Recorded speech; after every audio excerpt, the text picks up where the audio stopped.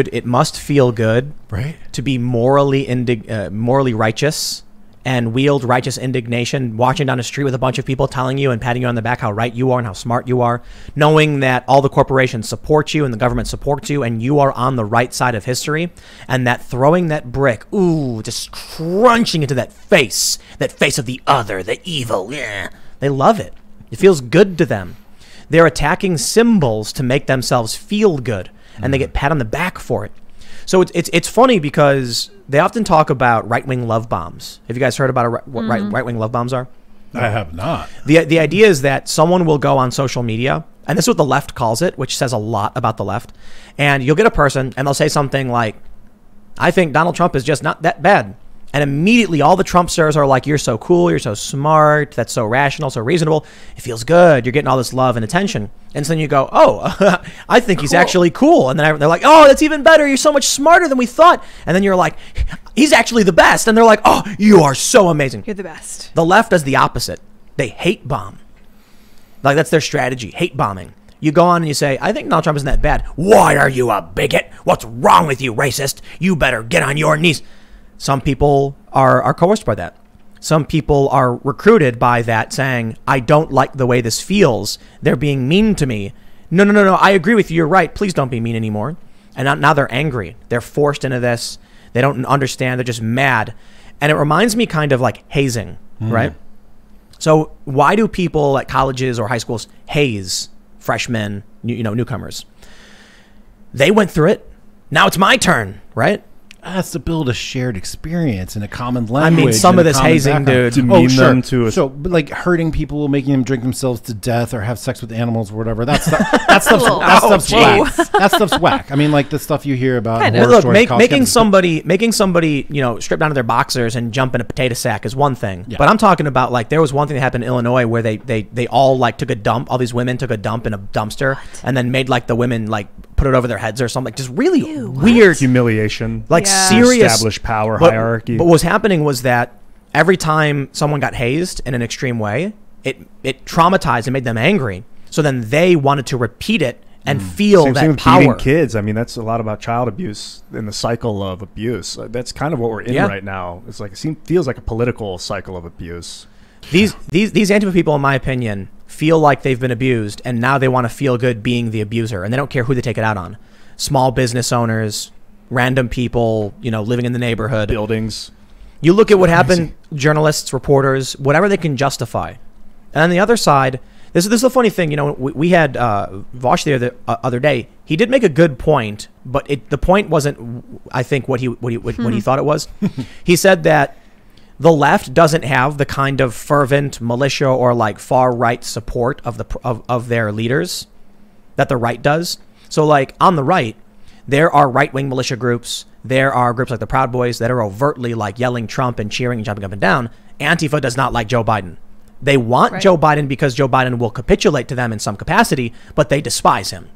So that's a good point. As they should. But that also means that if Trump came out and was like, stop, then they'd be like, okay. Whereas Antifa goes, shut your mouth, Biden. And they go around smashing and destroying things again. So the left does have its violent apparatus, rage and anger. And it's the ideology that's fueling a lot of the anger is supported by all the mainstream corporations and all these institutions and colleges. And I mean, just to put it bluntly, I think all that just gets worse under Biden. Or at the very least, it's empowered their ideology. Well, it's not only supported by the institutions and corporations and academia and whatever, but by the municipalities themselves. When you've got the mayors of Washington, D.C. and New York City painting Black Lives Matter on the street, changing street names to Black Lives Matter Plaza like they did in Washington, D.C. Dude. It's crazy. Yeah. It's crazy. They named that street, it's 16th and H in Washington, D.C., right across from Lafayette Square in the White House. They named it Black Lives Matter Plaza because just a few nights ago, there was a riot there, and they destroyed the buildings and set the churches on fire, hit the cops with bricks, chased people around and were violent, and like they celebrated it by naming the street after them. You see what happened to that NYPD officer who yelled Trump 2020?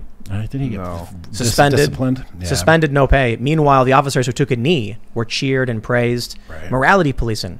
When your police departments literally show the symbol of the ideology and then you oppress the officers who say anything in the other direction or any other, There's something to dictators and the power of like benevolent, like Athens was founded by a benevolent dictator. And it's not, the word has taken a new connotation where we think of modern dictators as like strong men that control through military force. But the idea of dictating, speaking, orators, they're like Obama was a dictator. He spoke a lot. He was very eloquent.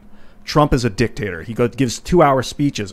Biden's a very failed. He's not able to dictate. And dictators rally Orator. crowds. You can call it now an orator. Yeah. The word's kind of morphed into now orator. And having a great one that can empower and become a leader. And a good one, if you are benevolent, can tell people like stand down, be kind. Trump knows how to speak to his base. No, Trump knows how to speak to anybody if he so chooses. He's a code switcher. He's an incredible communicator. You catch him in these like off moments where he's being very sociable and fun. Remember, everybody loved Donald Trump in 2014. Yep. What did Obama say about? I didn't. What did Obama? Wait, was that the birth certificate era? No, forget about that. That I I'm just didn't saying, like. leading up Remember, to that. correct me if I'm wrong. Didn't Obama say the American dream is to be Donald Trump? No, probably. I'll Was look that? that makes up. sense. Yeah, Let can me you check. Google that? Yeah, I'll Yeah, Google can it. we that- get that a might fact be a- check on that? Yeah, Yeah, I that got the that shame might just be a of it. fake meme that people push around because it sounds good for Trump. But people did want to be Trump. I thought he was a clown when he was going on about Obama's birth certificate. Yeah, potentially. Oh, I mean that was so ridiculous for sure. But everybody was like everybody watched The Apprentice. I remember when the birth certificate. Yeah. When the birth certificate thing was coming out, people were like, "If you load the birth certificate into Photoshop, it creates layers." And I'm like, "Does it mean anything?" But then you have people like analyzing the video on YouTube and like it's fake. And I'm like, "Do you really think if Barack Obama was going to fake it, he would forget to export properly?" It's just, come on, dude. I mean, if you put like pictures of you smoking crack and doing other terrible things on a laptop, would you just like leave it at a repair shop somewhere? It's worse than it's, guys. It's Not. worse. Yes. It's worse. Guys. It's worse. Ready for this? It's so bad. This is so exciting. breaking? I love it. No, From SF Gate. In law school, Obama co-wrote a paper referring to Trump as the Yes! American dream. Booyah! That's what's up. Born in the money. Obama officially endorses Donald Yes! Trump Wow. as the American dream. Wow. That's funny. That's amazing. I I love had this not one. heard It's that. I very can't important. believe I hadn't heard that until Yeah. now. When Barack Obama was in Harvard Law School, he once alluded to businessman Donald Trump as representing the American dream. Boom. That's from SF Gate. Done. Certified news I guard. kind of disagree though because he source. was born into money. Isn't the dream coming from nothing and building like an empire? Oh, these details. Well, there's a lot of things you can talk about. How about his grandfather started the business, right? as far as I know. Yeah. And business? so isn't part of the American dream creating Your family, yeah. making your family and your children better off? Heck yeah, man. And now the American dream for a lot of people is what people don't realize about the American dream. When these migrants come here and they cram their whole family in a studio apartment, 5 people, and the dad is working 16-hour days, that's the American dream. That is the American dream. The dream that you could leave a country with no upward mobility, with class repression and dictatorship, come here, cram your entire family into a tiny, awful living space, work 16 hours a day, and then your kid gets a better job. Then they start a family and they get to be a part of that wealthy American dream. People come here for capitalism. They Yeah. don't come here Correct, for sir. socialism. Jeez Louise, people. Can we get this straight? I do love the meme where it's like, how come no one's fleeing to Venezuela? Yeah. And the only real excuse you could typically get from socialists is, well, the United States caused those problems, and it's just like, Oh, get lost. it's like you're telling me your solution is a magic, like your problem is with a magic wand. A nebulous statement doesn't mean anything. Prove to me that the failed state of Venezuela was caused by American influence. I thought it was the sanctions that put too much pressure on their government and it just broke their economy. But Why can't they support themselves with their own economy? I don't know Why aren't much they energy independent? Why aren't they able to grow their they're own food? small and they're like a jungle They country. were the Oh, wealthiest they sit country. on like a giant Dude. pile of oil. Yeah, but Yeah, you they can't do. extract it. It's no. Why can't they extract They it? don't have the Boom, technology. yeah. No, that's not true, dude. know. They They're I could be socialists, dude. I could be wrong. So maybe maybe I can fact test this too. My understanding, it's been a long time. It's been 6 years since I went there. Was that they Yes. nationalized the oil industry so that we can share all the profits. Here's the good news: the people of Venezuela pay like ridiculously low costs for gasoline. It's like really, really cheap, and they can't trade or do anything else. Because OPEC won't buy their oil. Is that what it is? And unless Oh, they of course. take OPEC will. OPEC money. Yeah, they they're not- nationalized 1976. Yeah, it's Yeah, called yeah. PDVSA. and they won't They take the Bolivar. Wait, no, that's not Bolivar Fuerte now, I think. Oh, is it? I don't know. They keep changing it. Yeah, they got to slice off like 8 zeros. One of the ways OPEC bullies countries with their oil is they make them sell their oil in U.S. dollars. Right. And if they won't bow to that, then they like ostracize them. They'll put sanctions on the country and be like, take our money or. So what's stopping the country I'm not from? Sure that's exactly right. But okay. Well, the international oil trade is in U.S. dollars. Correct. It's the But I don't petrodollar, think that's OPEC's decision. Yeah. Well, I think there's a lot more than just OPEC. I don't think it's OPEC's decision. It's probably, you'd be better off saying, I don't know, IMF or something. Jeez, how deep does it go? The Bank for International Settlements. Yeah. EIS. So I put it this way. I mean, there's no reason, whether there's sanctions or not, a country should fall into absolute chaos or whatever, because that implies that other countries just magically have the ability to be successful and grow their own food on their own. And for some reason, this country can't do it. You know what I mean? Well, U.S. is very unique that it has such a landmass that it can grow crops and has oil and has uranium. I think. But that doesn't explain why Venezuela has like 12 jobs in one cell phone store, right? So when I went to Venezuela, this is the easiest anecdote I can give to people. It's like, what's wrong with the country? I wanted to buy a cell phone. It was like 6 people. In the United States, when you buy a cell phone, you walk into T-Mobile and the lady walks up to you and she's like, how can I help you? I'd like that phone. She's like, okay, let me go grab it from the back. She walks out, hands to you. It's this much a month. Here's how much it costs. And you go, awesome. And you sign the thing. And then she types the things in. Then she puts SIM card in. She calls. Boom, you got a cell phone. Yeah, so good. You know what it was like in Venezuela? I walked at the counter. I had a translator, and they showed me a list of all their phones, and I said this phone, and then they gave me a piece of paper and sent me to acquisitions. Then I went upstairs and went to someone, showed it to them, and they said, okay, and then they went and came back with the phone. Then they pointed me gave me a slip, pointed me to planning. Then I went to another guy and he showed me the plans. Then I picked a plan. Then he wrote a piece of paper, gave me this. Sounds like the DMV, dude. Yeah, it does. I'm not kidding. I was horrible? laughing. It took 2 hours. It took 2 hours for me to get a phone. And then the last thing was the SIM card. And then finally it was the payment. And the dude who was with me, I was laughing. And he was like, it's crazy, right? Because the government mandated these jobs. Everything slowed to a crawl and breaks. And you have people working jobs that don't do anything but reduce efficiency. And so like he's explaining to me, because the government has to mandate jobs because of socialism, they just figure out ways to make people work in some way, even if it doesn't help.